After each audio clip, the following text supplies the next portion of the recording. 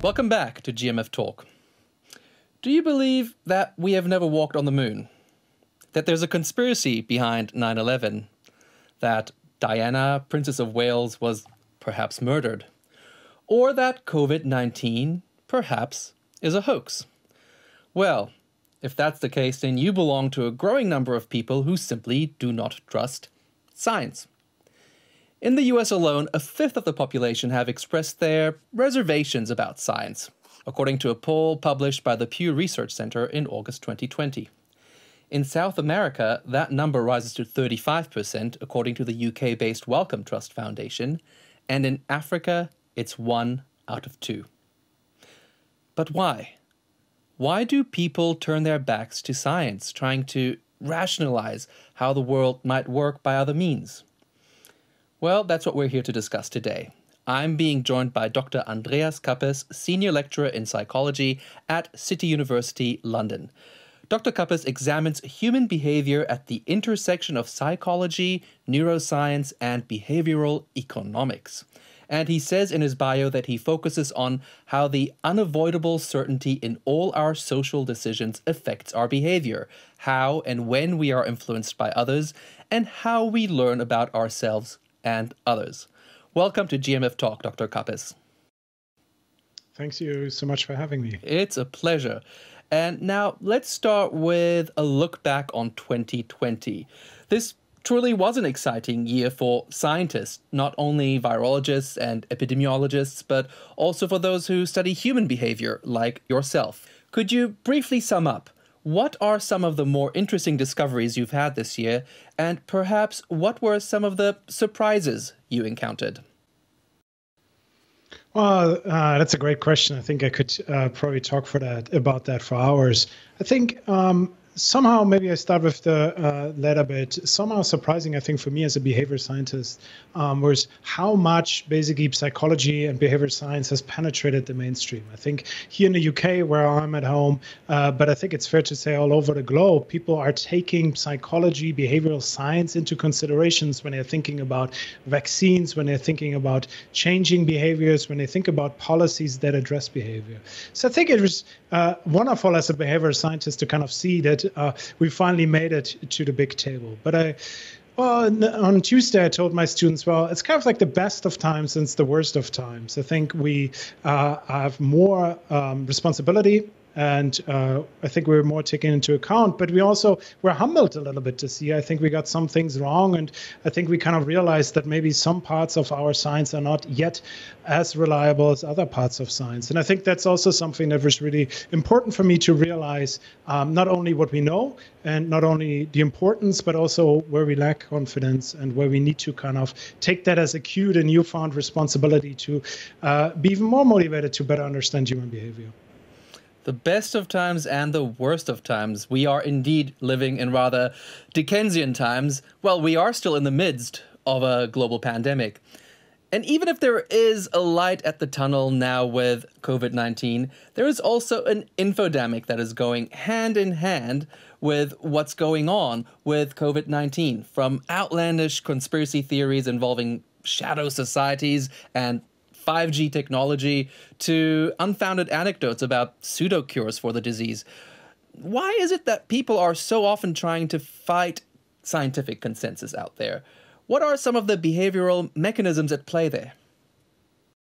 So I think first it is to really, it's important to recognize there's a situation that really amplifies a lot of our maybe lesser tendencies. So we know from research that if we're surrounded by a lot of uncertainty, if we're under a lot of stress, we kind of look for others more strongly than ever to guide our behavior. And if we are stressed, if we are fatigued, we also don't have maybe the mental capacity to really carefully process information. So we're kind of open to looking for some clues. We're looking for easy identifiable clues that might guide us. And I think that makes us now, we're in a situation where it's like, okay, whom should I trust? Whom should I not trust? Whom should I listen to? And this openness then hits kind of like another factor, which I'm very much interested in my research, is that we love to hear good news. We're kind of interested in consuming and seeking, but also using information that fits into our worldview. And so you could imagine that maybe if I'm in a situation where I don't want to wear a mask, where where COVID-19 lockdowns, etc., mean that my life gets considerably worse, and I feel like there's some uncertainty about it, then I want to seek and use information that maybe suggests I don't have to change, that it maybe suggests that I can send my kids to school and I don't have to have them 24 hours around me. So I think there's like this, on the one hand, there's the uncertainty and kind of the stress that makes us more susceptible to like maybe information that we shouldn't take so much into consideration. And there's this other, this kind of vulnerability of the brain to use and seek information that already fits into our worldview. Things we want to hear, we are better at attending to. So at the end of the day, we all are rather biased, is what you're saying.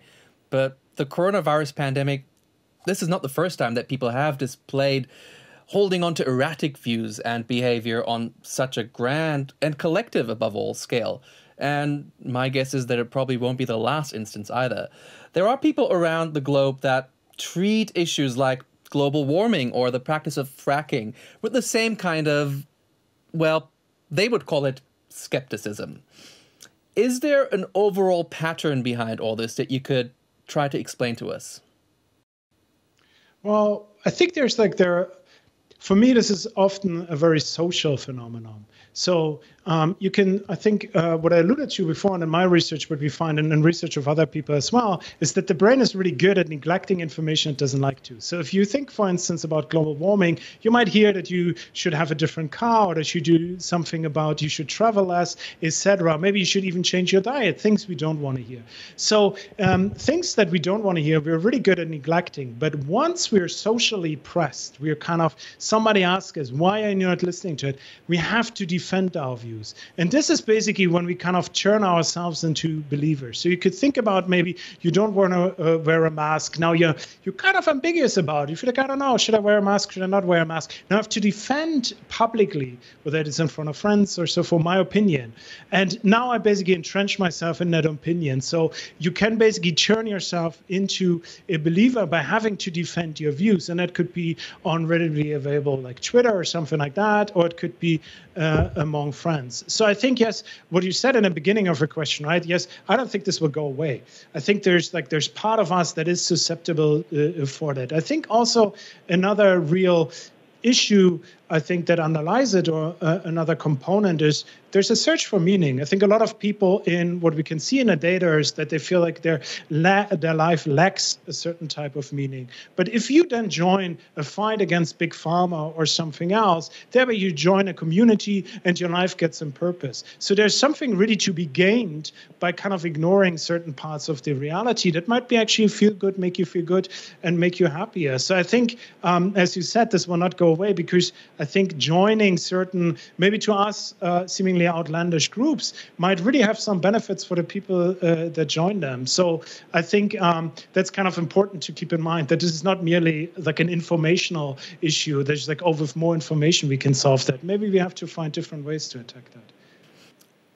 Perhaps because of the global nature of this pandemic, it feels like we're encountering some of these things for the first time, at least on such a grand scale. And I mean, COVID-19 has certainly introduced some firsts into my life. For example, never have I ever spoken to as many scientists in my life before, within 1 year.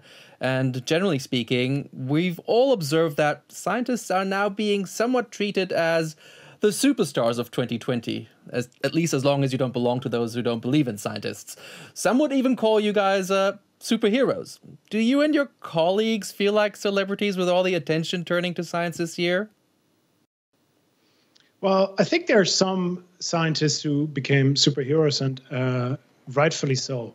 I think among the more humble or the lesser ones, like me and my colleagues, I would suggest that there's a little bit of an ambivalence. I think there's some research that shows that during the year, like before to after the pandemic, the trust in science and the trust in scientists decreased somewhat slightly. So I don't think that overall we got a boost and we became all superstars. I think for some of us, it's also kind of weird to suddenly realize that your scientific findings are politicized, that if you have a certain epidemiological take or a certain behavioral scientist take, that you are associated with one camp and you get attacked by another camp. I think a lot of us are not super happy about that, and we would just be in our labs and in our offices and analyze data rather than having to defend ourselves against some of the more outlandish ones. So I think it's a little bit like in the beginning, as I said, it's the best of times, it's the worst of times. I think it's wonderful to get attention. It's wonderful to be invited and talk about these issues.